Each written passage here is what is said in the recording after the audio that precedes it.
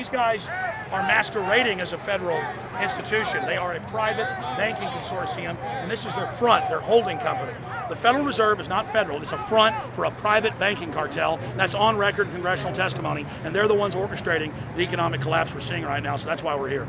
While at the End the Fed rally outside the Federal Reserve Bank in Dallas, Texas, we spoke with Ron Paul's brother, Wayne Paul.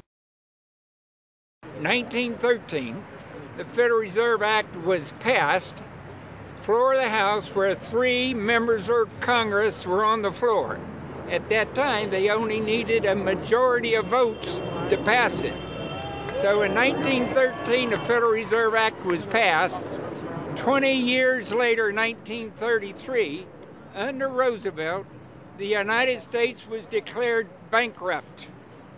And in 1933, the Federal Reserve private bank says, okay, USA, what are you going to pledge as collateral on the debt you owe me? What happened by 1936? Does anybody know? We instituted Social Security system, and you and I and our children and our children's children were pledged as collateral on the debt of our government to the Federal Reserve. And that's where we're at today. It took 20 years to make this country bankrupt, and since then, our government has operated under emergency powers of our government.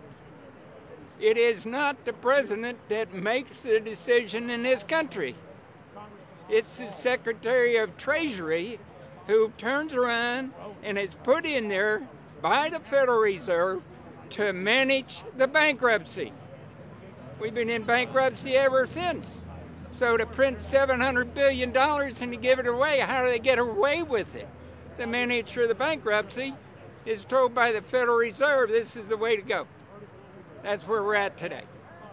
Yes, we should point out, Congressman Ron Paul now has a huge amount of sponsors for a bill in the House of Representatives to abolish the private Federal Reserve crime syndicate.